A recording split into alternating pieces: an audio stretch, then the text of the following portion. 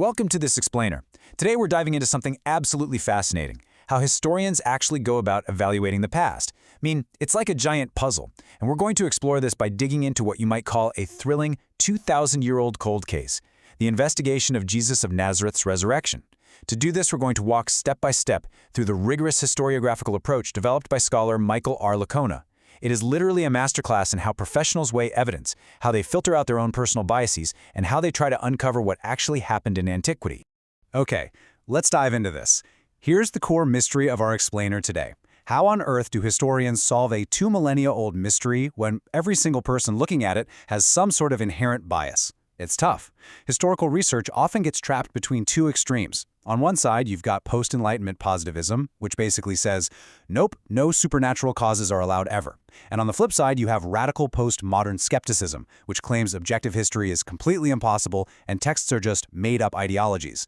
But the source material we're looking at today argues for a middle path. It uses a critical realist framework, which essentially allows us to find out what actually happened in space and time without letting our personal beliefs steer the ship.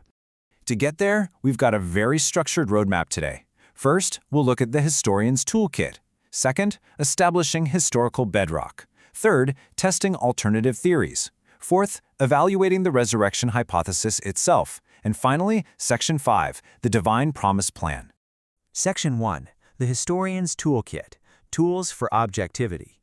So, to evaluate the past accurately, historians need specific tools to filter out their own backgrounds, what Licona calls their personal horizon. And according to him, the absolute most crucial tool in the belt is methodological neutrality. Now, what does that mean? It simply means the historian has to suspend their personal worldview. They have to assume neither guilt nor innocence right out of the gate when evaluating ancient texts. Under this rule, the burden of proof falls equally on everyone.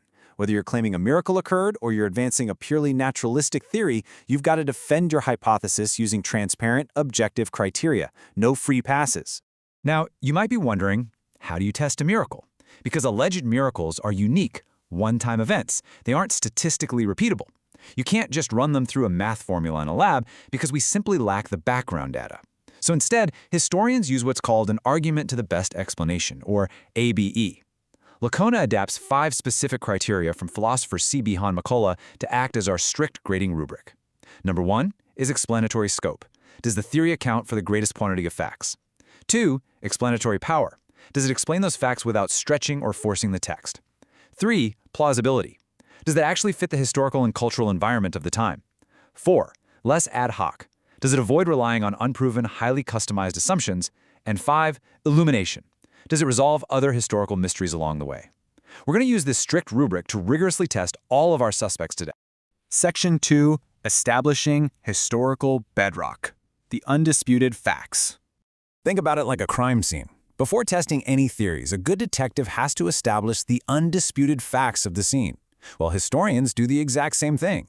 And this brilliantly illustrates how Licona filters out bias. He insists on only using data that commands a near consensus across scholars with radically divergent worldviews. We're talking about agnostic and atheist historians agreeing on the exact same foundational facts as conservative scholars. By building theories only on facts that pretty much everyone agrees on, subjective bias is completely neutralized. Through this rigorous filter, the source isolates 3 highly resilient facts. They call this the historical bedrock triad.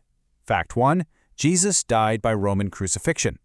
This is multiply attested in both Christian and non-Christian ancient sources. And let's be real, Roman crucifixion was lethal by design. It rapidly induced hypovolemic shock. There was no surviving it. Fact 2, the disciples experienced post-mortem appearances. This is anchored by an incredibly early oral creed found in 1 Corinthians 15, dated to within months or maybe just a few years of the event. That completely eliminates the idea of some long-term legendary buildup. Fact 3, the sudden conversion of the hostile persecutor Paul. Saul of Tarsus was actively trying to destroy the early church until an experience utterly transformed him, providing us with an external control against internal psychological theories. Now, as a quick aside, Licona actually leaves the empty tomb out of this bedrock triad.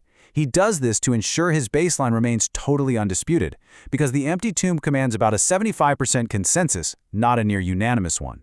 Section 3, testing alternative theories, cross-examining the suspects.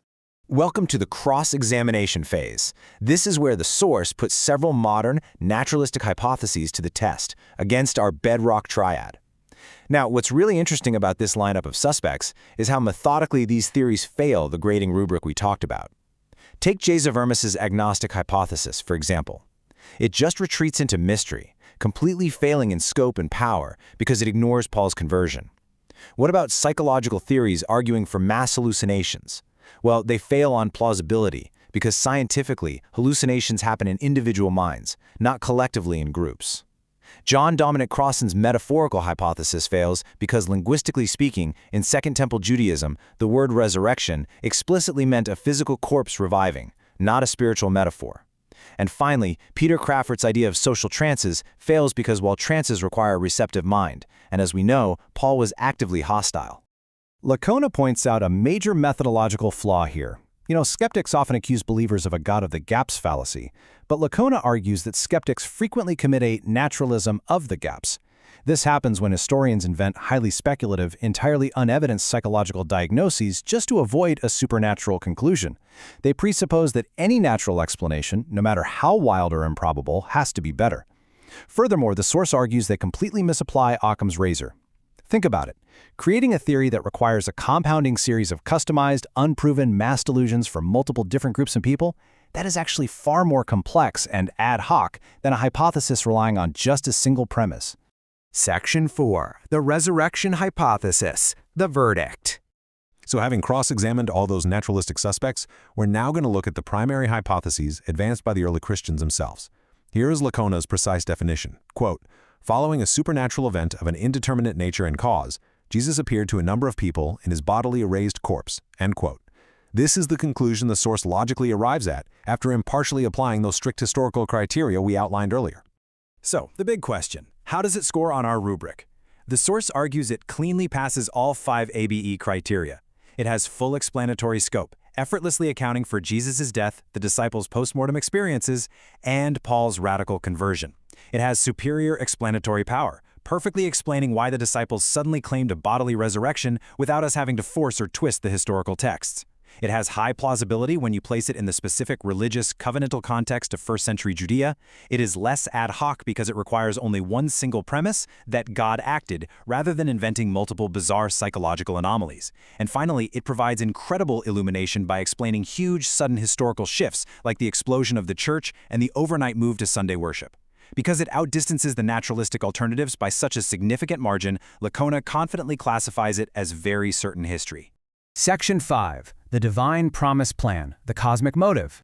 Now, while rigorous historiography can verify that an event actually happened, historians can't necessarily explain the motive, right? To understand the deeper meaning of this event within the biblical canon, the source turns to the theology of Walter C. Kaiser Jr. in the ancient Hebraic cognitive environment.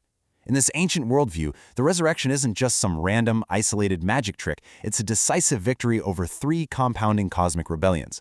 First, you have the Edenic fall, which introduced human sin and mortality. Second, the transgression of the Watchers in Genesis 6, representing deep spiritual corruption. And third, the disinheritance of the nations at Babel, where nations were allotted to subordinate spirits. In this ancient cognitive environment, a bodily resurrection is the cosmic reversal of all 3 of those deep structural rebellions. Let's move to the timeline and see how this builds, because it's pretty incredible. Kaiser traces God's single redemptive promise plan unfolding throughout history. It starts in Eden with the very first promise, the proto-evangelium. Then it moves to Abraham with the promise to bless all families of the earth. It goes through Sinai with the tabernacle presence, advances to David's everlasting throne, and pushes into the new covenant with spirit-enabled obedience. The source argues that the bodily resurrection is the historically verifiable, eschatological climax of this entire progressive timeline. A really crucial theological takeaway from the source here is that the resurrection acts as what they call a non-supersessionist engine. Now that sounds academic, but what does it actually mean? It means the resurrection is the divine event that forcefully expands the covenant to include the Gentiles, all the nations of the world, but it does so without replacing or annulling the concrete promises God made to ethnic Israel. It essentially acts as the ultimate guarantor of God's fidelity, restoring the cosmos and incorporating the nations into one unified people of God. Which leaves us with a genuinely fascinating final thought for this explainer.